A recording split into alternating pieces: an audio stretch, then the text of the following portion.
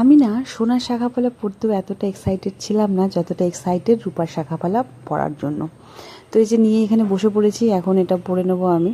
আর বিয়ের 1 বছর তো শাখাপালা খুলতে হয় না, তখন যখন অন্য কাউকে দেখতাম না একটা শাখা বা একটা পলা পরে আছে, তখন খুব ইচ্ছে হতো যে আমিও পরবো, কবে 1 বছর হবে। তো 1 বছর হওয়ার পর রীতিমতন আমিও মাঝে মধ্যে একটা শাখা একটা পলা করে পরতাম।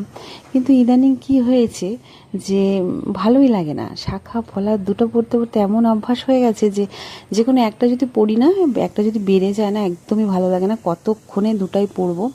তো এখন বাইরে বেরোলেও কারো হাতে যদি দেখি একটা শাখা বা একটা পলা, দেখে আমার কিন্তু আর ইচ্ছে করে না যে আমিও সেরকমটা পরি। তখন নিজের হাতের দুটাই শাখা পলা দেখে আমার ভালো লাগে, মানে এখন আর একটা ভালো লাগে না, দুটাই পরে থাকতে ইচ্ছে করে। তো এটা একান্তই আমার ব্যক্তিগত মতামত, কেউ এটাতে খারাপভাবে নেবে না। আগে আমারও ভালো লাগতো, এখন আমার ভালো লাগে না। এখন আমার শাখা পলা আইস্তি এগুলো সব পরে থাকতে ইচ্ছে করে, সব রকম ড্রেসের সাথে আমার এগুলো এখন ভালো লাগে পরতে। তো এই যে দেখো পরে নিয়েছি, কেমন লাগছে অবশ্যই কমেন্ট করে জানিও। আর শাখাপলা পরে থাকলে কিন্তু হাতটা ভরা ভরা লাগে, সত্যি ভালো লাগে। এখন একটু বয়সটা বেড়েছে তাই হয়তো এরকমটা আমার ভালো লাগছে, ঠিক আছে।